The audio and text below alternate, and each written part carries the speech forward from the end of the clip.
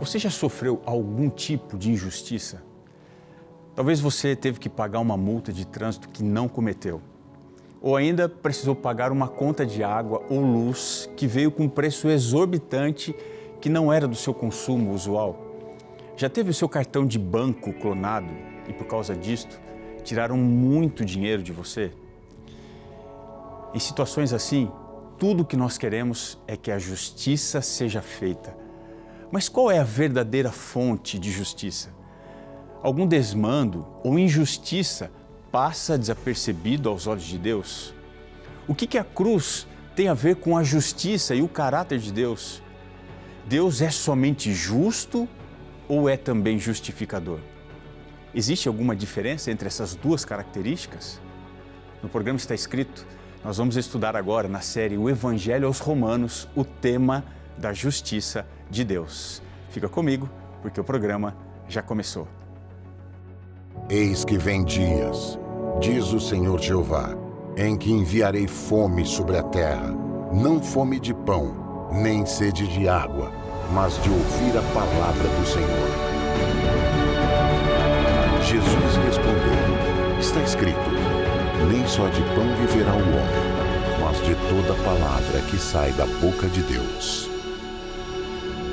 Está escrito, apresentado por Robson Menezes. Olá, fica aqui na TV Novo Tempo, não saia do seu programa Está Escrito. Muito obrigado pela sua atenção, a sua audiência, a sua companhia. Sou Robson Menezes e estamos juntos aqui no seu programa Está Escrito para continuarmos uma série de estudos dentro do livro de Romanos. O título da série é O Evangelho aos Romanos e eu espero que esse estudo abençoe demais a sua vida hoje, tá bem? Eu vou lhe oferecer logo aqui no começo do programa esta revista que é extraordinária, a revista que está saindo do forno. Você já pediu a sua? É a revista Sem Tabus. Nesta revista você vai trabalhar dentro da perspectiva bíblica qual é a visão de Deus para a sexualidade dentro do casamento. Você está enfrentando dificuldades e problemas no seu relacionamento, no seu casamento, e você até mesmo tem sofrido pensando que não dá mais para continuar com essa pessoa que você se casou?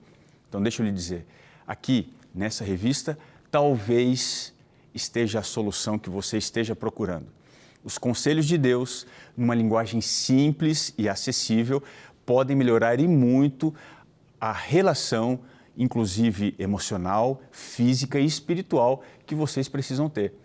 O que você precisa para receber agora a sua revista? Você tem que ligar para a gente no número 0, operadora 12 21 27 31 21. Você pode ligar de segunda a quinta até as 23h30, que nós temos gente aqui para atender você, anotar o seu pedido e enviar a revista Sem Tabus sem custo nenhum para você no melhor endereço que você apontar, tá bem? Se você preferir, dá para mandar também uma mensagem no WhatsApp. O número é o 12 98244 4449. Mande a mensagem e nós vamos então enviar para você a revista Sem Tabus, sem custo nenhum, e eu espero que ela abençoe demais o seu casamento, tá bom? Chega o momento que a gente vai estudar um pouquinho melhor alguns assuntos e temas desta revista no quadro Responde Aí, Pastor. Mari, pode rodar a vinheta. Responde aí, pastor. Responde aí, pastor. Responde aí, pastor. Responde aí, pastor. Bom, vamos lá, pergunta de hoje na tela. O sexo foi criado por Deus apenas para a reprodução? Bom, algumas pessoas acham que isso aqui é uma verdade, mas a revista Sem Tabus, logo aqui no começo, ela vai trabalhar essa questão. E se você puder me acompanhar, se estiver com a sua aí, abra a sua revista. Na lição 2, nós vamos aqui até a pergunta, sexo é só para gerar filhos? Quando você achar essa pergunta, você vai encontrar o texto que eu vou ler aqui. Diz assim, há um engano no meio cristão que, historicamente, contribui para depreciar a sexualidade. Que engano é esse? Dizer que sexo só deve ser feito com a intenção de ter filhos. Observe que essa ideia aqui de que o sexo foi criado por Deus apenas para a reprodução ela é uma concepção que não se sustenta dentro da narrativa bíblica. É verdade que lá, desde o início, na criação, em Gênesis 1, 22, Deus instruiu as criaturas para crescerem e se multiplicarem. E aqui ficou muito evidente o papel da sexualidade dentro da continuidade da vida. Mas essa passagem, ela não deve ser interpretada como uma limitação da sexualidade a meras questões de procriação, mas sim como um reconhecimento de que parte do plano de Deus, o plano divino, é que o ser humano tenha a plena realização da sexualidade. Não se esqueça disso. Se você for ainda em Gênesis 2, o verso 24, você vai encontrar a seguinte afirmação aqui dentro da Bíblia. Gênesis 2, o verso 24, diz assim: por isso deixará o homem seu pai e sua mãe, e se unirá à sua mulher, e serão uma só carne. Observe que aqui está sendo destacado a dimensão relacional, emocional e espiritual do sexo. Aqui ainda na revista Sem Tabus, não sei se você está ainda com a sua aí já aberta, na lição 2 ainda, no parágrafo anterior, antes aqui do tópico das curiosidades. Olha só o que diz. Diz assim: não há motivo para dar ao sexo uma lógica imoral e, por isso, pecaminosa. Gerar filhos é um ato legítimo do casamento. É uma bênção, mas essa não é a única finalidade da relação conjugal. Que não haja dúvida, a ideia de sexo apenas para fins de gerar descendentes não aparece na Bíblia. Na verdade, a sexualidade, ela é um presente de Deus. Ela vai ser uma expressão do amor, da intimidade, que deve ser desfrutada dentro dos parâmetros do casamento. A ideia de que Adão e Eva, eles pecaram porque eles exerceram sua sexualidade, isso é uma interpretação errônea. Isso daí vai misturar a história da queda com um uso saudável da sexualidade, que não tem nada a ver. A palavra de Deus, ela vai nos convidar a ver a sexualidade como se fosse um bem, como parte de um propósito de uma união que deve ser estruturada através da alegria que Deus planejou para o homem e para a mulher. Então, se a gente for fazer uma resposta assim objetiva à pergunta, dá para se concluir que a sexualidade, ela tem uma riqueza que vai ultrapassar a questão da reprodução. Se você for lá em Cantares de Salomão, você vai encontrar uma celebração dessa intimidade entre os amantes.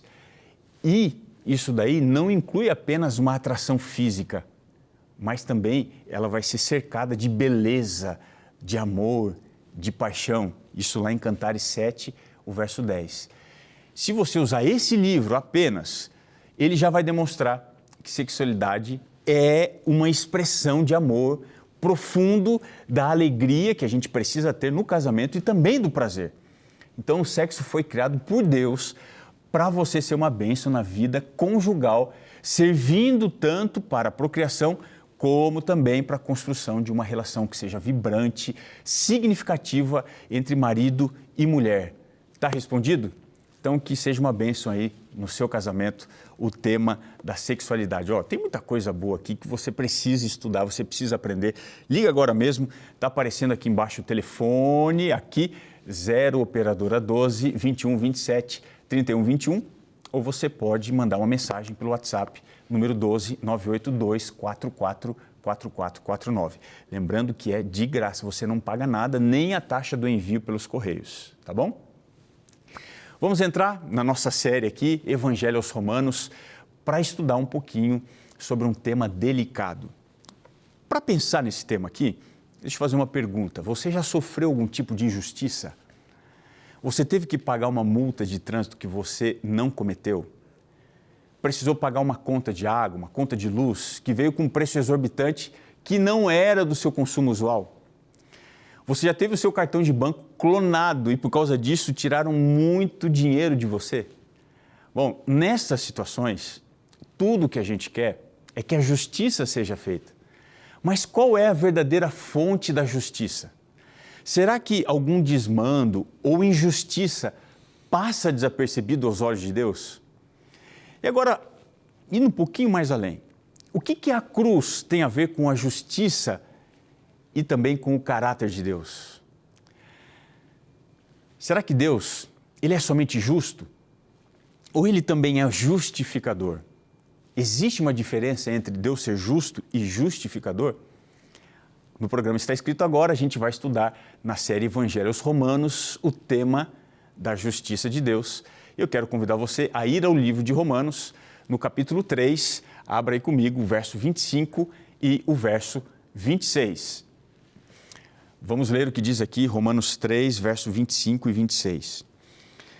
A quem Deus propôs, no seu sangue, como propiciação, mediante a fé, para manifestar a sua justiça, por ter Deus, na sua tolerância, deixado impunes os pecados anteriormente cometidos, tendo em vista a manifestação da sua justiça no tempo presente, para ele mesmo, agora observe, ser justo e justificador daquele que tem fé em Jesus. Deus deixa algum pecado impune, ou seja, sem dar a devida retribuição para este pecado? O que Paulo quis dizer quando ele falou que apenas na cruz Deus passou a ser justo e justificador? Qual que é a importância da cruz para a nossa salvação? E também para que a gente compreenda mais o caráter de Deus e como que ela expôs o caráter de Deus diante do universo. Vamos entender o que Paulo quis dizer aos romanos sobre a justiça de Deus. E para o começo aqui da nossa análise, é preciso a gente recordar que na primeira parte aqui da carta, em Romanos 1, do verso 18 até o capítulo 3, o verso 20, Paulo estava falando da realidade e universalidade do pecado. Depois que ele explicou isso, em Romanos 3, 21 até o verso 26, ele vai trazer a solução divina para o pecado e para os resultados também do pecado. E para a gente tentar entender melhor isso, é o momento que Paulo vai falar sobre a vinda de Jesus. O que Jesus veio fazer de acordo com Paulo? É claro que ele está dizendo que Jesus veio salvar a humanidade. Jesus veio à Terra com essa missão que era muito clara, mas também desafiadora: salvar a humanidade da condição de pecado que a separa de Deus. E ele vai explicar isso no capítulo 3, dá uma olhadinha no verso 21 até o verso 23. Ele diz assim: mas agora, sem lei, se manifestou a justiça de Deus, testemunhada pela lei e pelos profetas. Justiça de Deus mediante a fé em Jesus Cristo para todos e sobre todos os que creem, porque não há distinção, pois todos pecaram e carecem da glória de Deus. Através da fé em Jesus, todos têm acesso à redenção, independentemente da sua origem ou até mesmo do seu passado. A salvação é um ato de Deus que libera o homem da culpa, do domínio do pecado e vai oferecer para ele uma nova vida em Cristo. Então, a missão de Jesus, ela não é exclusiva, ela vai ser abrangente. Ela vai buscar alcançar cada ser humano através da sua graça redentora. Mas Jesus não veio só para isso. Ele veio fazer uma segunda coisa que é extraordinária. Ele veio vindicar, tornar evidente qual é o caráter de Deus perante o universo. Então, além de salvar a humanidade, a obra de Jesus na cruz também serve para vindicar o caráter de Deus perante todo o universo.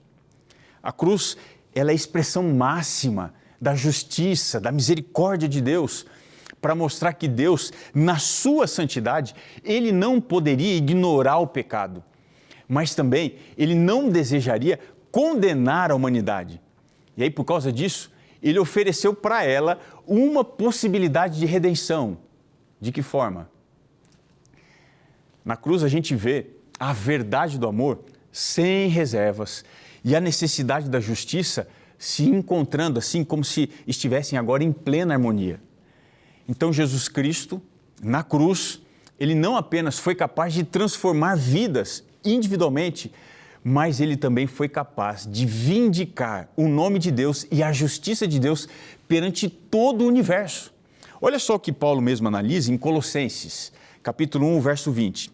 Ele diz assim: e por meio dele reconciliasse consigo todas as coisas.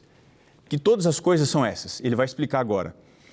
Ele diz assim: as que estão na terra, portanto falando do ser humano, da humanidade, e também as que estão nos céus, estabelecendo a paz pelo seu sangue derramado na cruz. Ficou claro para você? Essa também era a missão de Cristo, reconciliar o universo inteiro, vindicando o caráter de Deus. Mas como foi que Deus lidou com o pecado da humanidade? O que ele fez? Vamos pensar aqui. Qual é o salário do pecado? Acho que fica evidente, né? Para a gente entender melhor o que Paulo está falando aqui em Romanos 3, a gente tem que ir ao texto de Romanos 6, 23. E eu acho que você até saberia recitar ele de cor, mas se não eu vou ler. Diz assim: porque o salário do pecado é a morte. Assim que o pecado entrou no mundo, todos os seres criados que não caíram em pecado, eles olharam com uma grande expectativa para saber o que Deus vai fazer com Adão depois que ele caiu. Se Deus matasse Adão, o inimigo, Satanás, ele ia dizer para todo mundo: olha, Deus é cruel, ele é tirano. Mas se por outro lado, Deus poupasse Adão do seu erro, das consequências do seu erro, o inimigo ia dizer para todo o universo: está vendo? Ele não tem palavra, ele mesmo não segue a lei. Essa situação aqui até mesmo parece sem solução. Ou Deus seria tirano, ou, se ele destruísse Adão, ou ele seria complacente, injusto, caso ele não cumprisse a sua palavra. E a questão é: por que Deus não matou Adão e os seus filhos? Como que poderia Deus continuar sendo um defensor da sua própria justiça se ele estivesse evitando punição eterna, que não refletiria sua misericórdia, mas ao mesmo tempo cumprindo a sua própria lei? Esse é um grande dilema. Como que ele poderia fazer as duas coisas? Em Romanos 1, verso 17, a gente vai ter uma ideia. Olha o que Paulo diz, Romanos 1, 17, que a justiça de Deus se revela no Evangelho. Foi por isso que Deus escolheu, ao invés de matar Adão e também a sua descendência, salvá-los por meio de um plano, chamado plano da redenção. Deus preferiu ser visto com desconfiança até a cruz de Cristo. E para piorar ainda essa desconfiança sobre o caráter de Deus, o Eterno passou a levar alguns entre os filhos de Adão para o céu.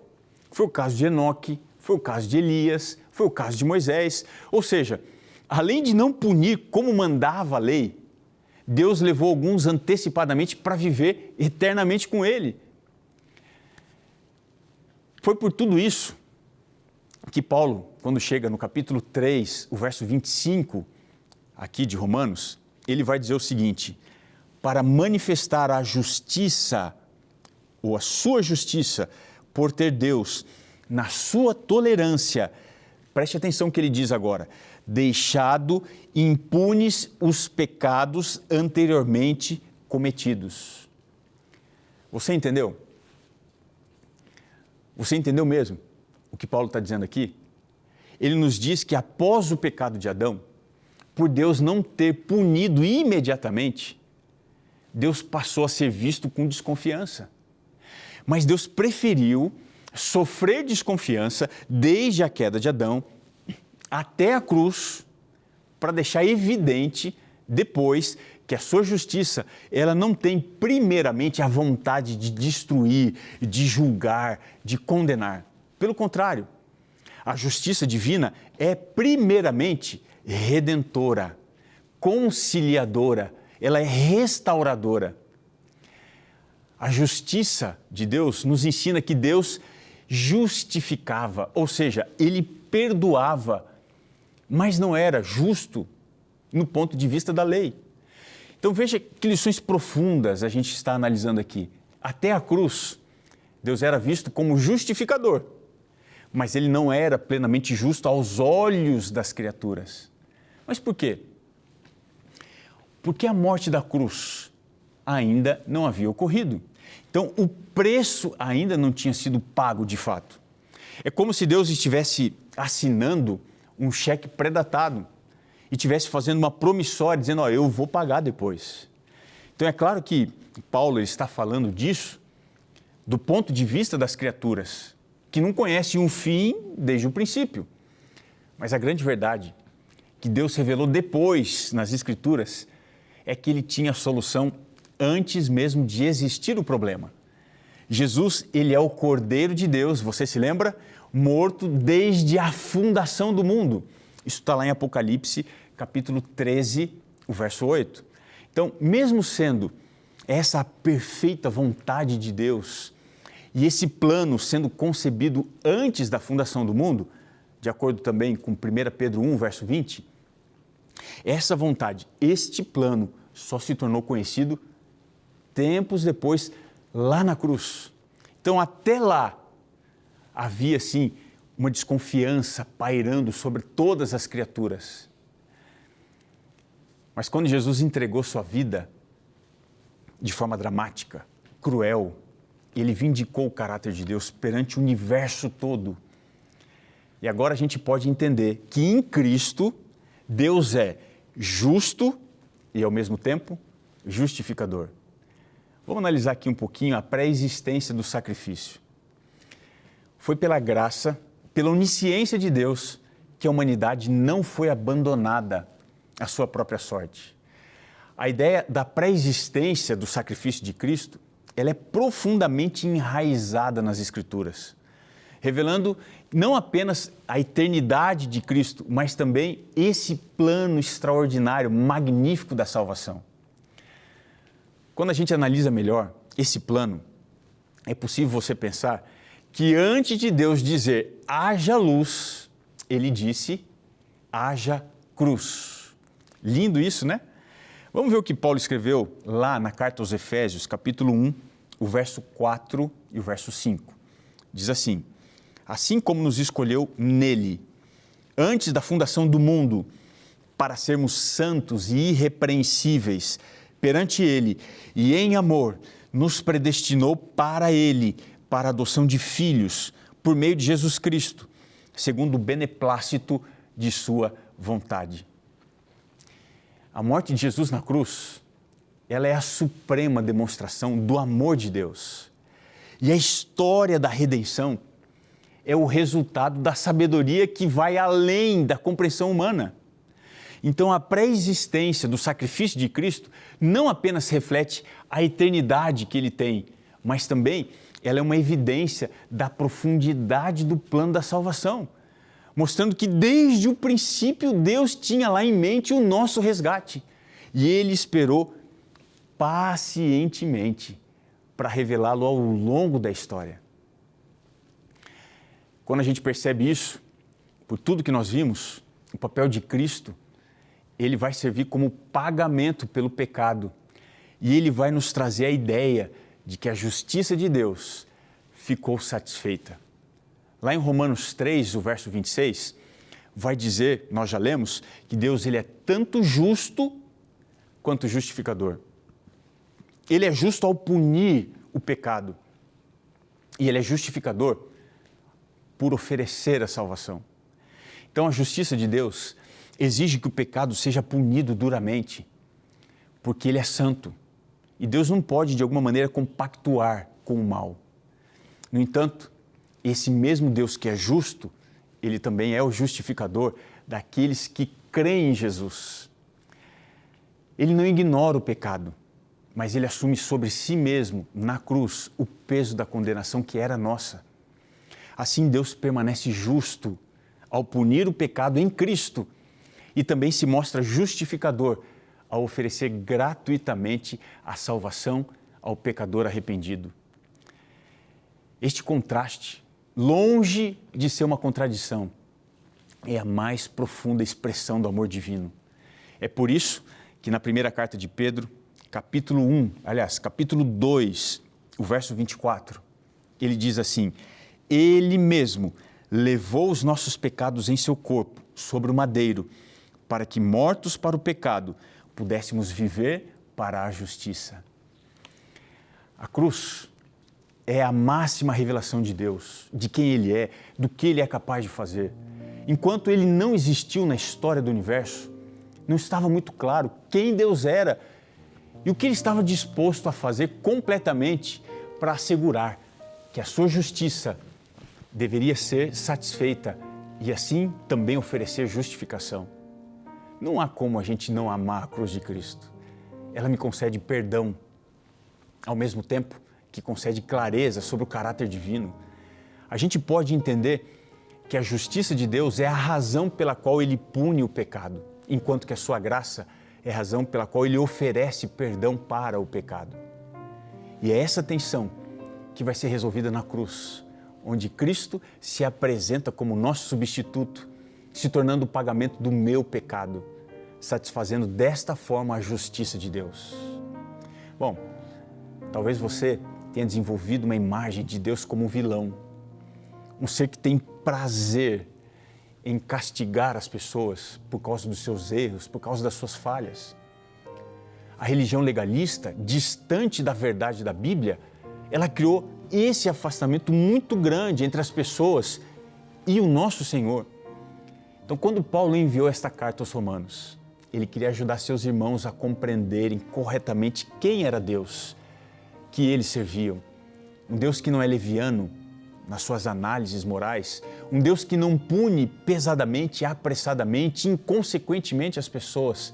Pelo contrário, ele queria que seus irmãos soubessem quão tolerante o Senhor foi, ao ponto de se permitir ser questionado por não executar juízo sobre aqueles que mereciam.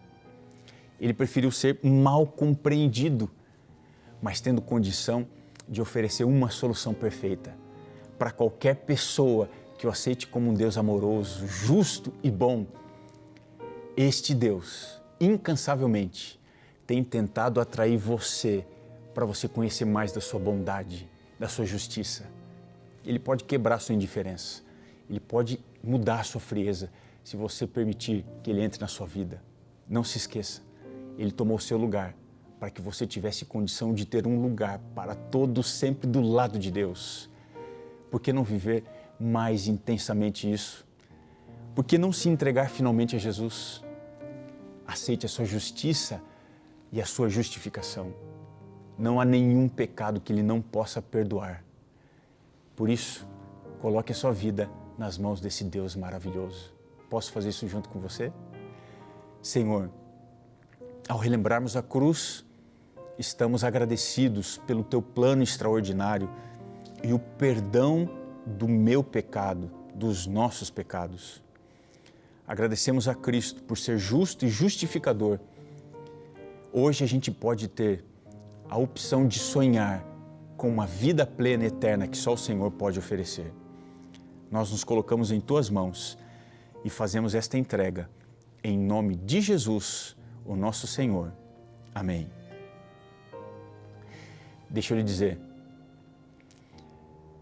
antes de terminar o programa, você precisa se lembrar que está escrito: nem só de pão viverá o homem, mas de toda palavra que procede da boca de Deus. Um grande abraço para você e até o nosso próximo encontro, aqui no seu programa Está Escrito. Até lá.